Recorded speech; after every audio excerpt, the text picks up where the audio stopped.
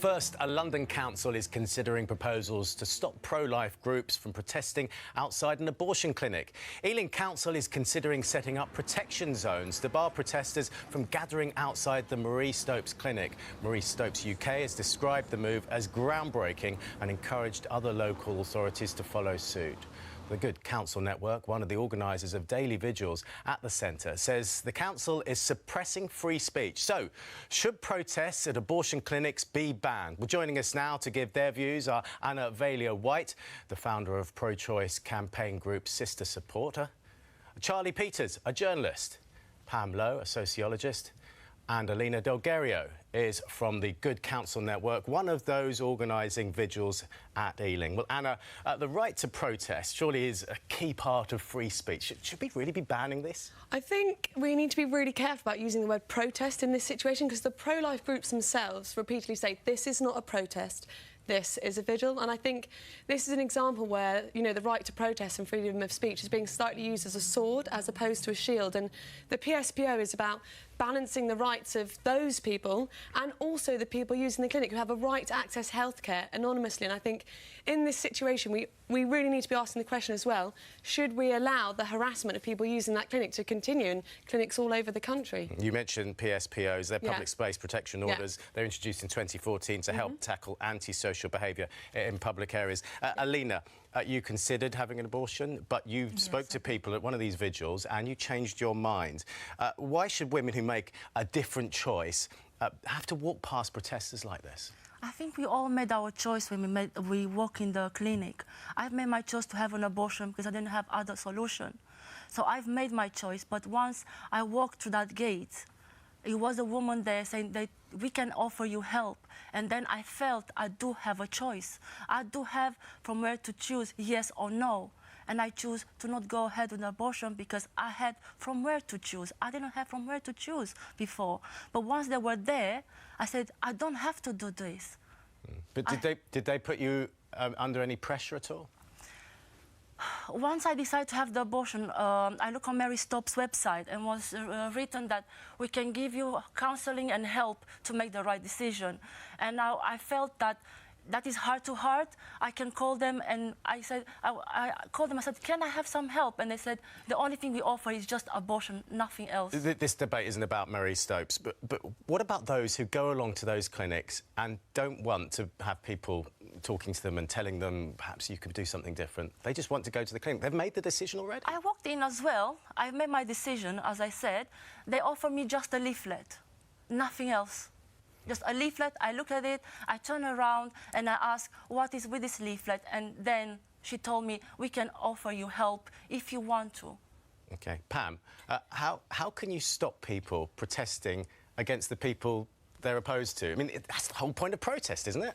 Well, I think we need to be very clear that it's not a normal type of protest.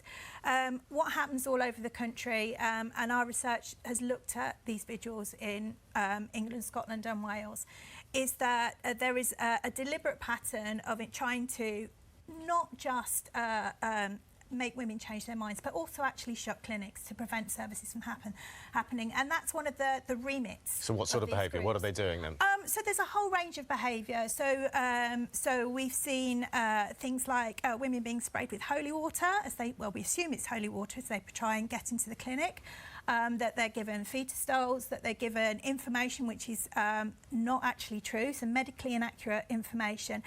And because many of the people outside clinics, this is a religious position, and because of that, because their religion tells them that abortion is wrong, which they're perfectly entitled to that view, they believe that anything that they do, like to prevent women having abortion, is justified in the name of religion. There are laws to stop antisocial behaviour. We should be using those. Banning protests seems really extreme, isn't it? But, well, we do have laws, but they're not applied in these cases, but they are applied in other cases. So in 2009, for example, there were some anti-war protesters who held up signs which were offensive at an army vigil, and they were convicted. The reason that this isn't happening outside abortion clinics, I think, because this is a form of violence against women, and violence against women is never taken as seriously as other offences. OK, interesting. The right for privacy for women as they go to these clinics, surely we should be thinking about that, those women, Charlie? Yes, absolutely, and we should be doing what we can to respect women when they make this choice. Absolutely. We should trust women to go about this moral issue and tackle it in their own way. So a ban is a good thing, then? Not necessarily, because I think actually a ban, what you do there is you criminalise free speech, and you are allowing the state to dictate which opinions are acceptable in public land. Now, these public space protection orders, which we've been talking about, are used to tackle antisocial behaviour like street drinking and violence and these kind of throwing water on people going in and shouting at them and giving them dolls. I mean, things like that, surely. That's already covered by the law. If there are cases of violence and harassment, that's already covered by British law. Having people demonstrating and voicing opinions and gathering to pray, that's not illegal, and it shouldn't be. We trust councils just about to fill in potholes and pick up our litter. We shouldn't trust them to determine what we can think and speak according to conscience. Let's get another insight on this, Emma. I'm joined now by Ruth Rawlins from Abort 67, a pro-life group. Good morning, Ruth. Good morning. Some members of your group, one of your signature parts of your style of protest is to hold up graphic images on placards as people go in. They're all over social media. They're actually too graphic for us to be allowed to show on BBC One at this time of morning. Do you understand why that might upset some women who are going in for abortions? Yeah, these images are extremely upsetting because they depict the reality of abortion, and the reality of abortion is extremely upsetting, and that's why we believe that women should... Your hand-picked vision of what a reality of an abortion looks No, like. these are straight-up photographs of the abortion procedure. It shows the reality of that child, of the fetus or embryo, at whatever stage of life that child is in, and it shows the reality of that abortion. And we find that some women, you know, when they see this reality in which the abortion industry is actively trying to hide from them, that sometimes they'll change their mind and they'll keep their babies. We hear some women say... But by being too graphic to put them on morning television, presumably you protest throughout the day, in the morning as well, when people have these appointments, do you not understand that they are incredibly distressing? Our images have been passed by a court of law, and they are legal to show in a public space. And but my point is, we're trying to get to the mental health and how the women feel when your protesters are outside with these placards, peacefully demonstrating, but with placards. Do you accept that you will be distressing some women? I mean, as we are a public education project, so we don't consider ourselves protesters. When we hold up an image of an aborted fetus, abortion protests itself. And it's interesting that the abortion industry is trying to shut down any other views apart from what it wants to give to the women. We find women say, I didn't know it had fingers, I didn't know it had toes. Could you answer my question? Do you understand if some women find that distressing? Yeah, I understand. I find the images distressing myself, but we shouldn't hide distressing things from the public. The news, you know, we don't hide distressing things from the public because people have every right to know the reality, to know the facts. So, you know, we don't hide. Women are big enough to handle the truth, and I think they should know the truth before they embark upon a procedure that's going to end the life of a child in the womb. If Ealing Council do go ahead with this decision to ban protests, what will be the reaction of your network of protesters?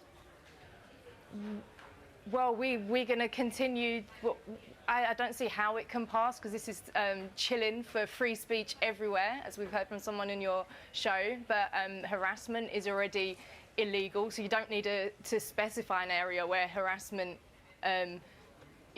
shouldn't be able to happen. And there's no evidence of any of these groups harassing women. It's simply giving information, handing a leaflet, as we've heard, and it's a case of them not wanting another opinion out there for women to see this reality. And we will continue to educate women, to inform women, because we know that women deserve to know the whole truth. Even if you're banned, you'll continue?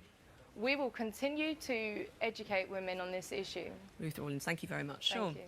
Emma, really interesting from Ruth there. Charlie, are we in danger of setting a precedent here if that ban is imposed? Absolutely, yes. There's a slippery slope whenever you silence a speaker. I mean, people who might have opposition to these pro-life groups, they may find that by silencing these people, they actually potentially make a rod for their own back. But asking people to move 200 metres down the road is not exactly silencing people. That is all that will happen. So instead of being right outside the clinic, they can say exactly the same thing. They just have to move down the road, because this is about healthcare privacy. But Pam, isn't it a slippery slope, though? You move the protest, then you ban the protest. We're going to be... I don't think it's the thin end of the wedge. No, I don't think this is good. I mean, I'd like to ask Charlie here how he would feel if he came out of the doctors and someone was following him down the road with, oh, Charlie's having a prescription for Viagra today. How would you feel about that? Well, would you feel like that was an invasion of your healthcare privacy? Because this is what women go through every single day. Well, there's no need to worry about that just now for me. Thanks very much. Although I do appreciate your concern. But what would you, if someone is questioning you about personal things that you have done in the doctor's surgery, how would you feel about that? That would be upsetting. I'm sure I'd find that very annoying. But if it's harassment, then it's already illegal. But if someone is... Let Charlie finish. Please. If someone's harassing me, then it's already covered by the law that they should stop harassing me. If someone is standing outside a visual, giving out leaflets, then it should not be illegal. Where there are individual cases in this scenario where people are breaking the law, by all means, prosecute them. I would support that. But banning all of these demonstrations and saying that they're illegal just because of what they are doing, that's not fair. But Pam's point is that it's not happening, and the police aren't following these things up. Maybe they're not following up because they're not happy themselves. If you No, can't they find are. it... This is happening repeatedly. The reason why the police aren't following up, because those people going into a clinic are having a very distressing day. Their anonymity has already been breached. They're not then going to go through the lengthy process of filing a police report after a medical procedure and then going through a court case which is potentially public. This spaces order is to assist the police in correctly policing this issue. Once they're moved down the road, this isn't going to go any further. This cannot be applied to any other kind of protest. I would argue it's not a protest. The evidence we've had to gather to even get to this position with a petition could not apply to any other kind of protest. Displacement is exactly what is needed, and once that is achieved, that's fine, because then people have the option to talk to them if they wish further down the road, or they have the option to avoid them. OK, let's find out what people are saying at home. Emma? Lots of you are getting in touch, including Ang Harrod, who says women who sometimes have no choice to have an abortion are made to feel like criminals. I myself had to make that difficult choice to terminate the pregnancy, and I can tell you now it was the hardest, most upsetting decision I've ever had to make. To find people protesting outside the clinics would have made the situation even more difficult to handle. Robert says, I believe these protesters should be looking deep inside their own souls and thinking really hard about whether they're making the right choice to be there. I can bet you the patients are. Women do not make this choice lightly. Alex says there's a time and a place to protest. Outside the clinic where these vulnerable women are is not one of them. What gives them the right to impose their opinions or religious beliefs upon those who are making very difficult personal decisions? And another one from Neil. Everyone has the right to peaceful protest. However, when people start to threaten others, it's a different matter. Then it should become a matter for the authorities. Keep your views coming in with the hashtag BBCSML. Sean? Well, let's follow up on what Robert said there. The protesters, Alina, should look deep into their own souls.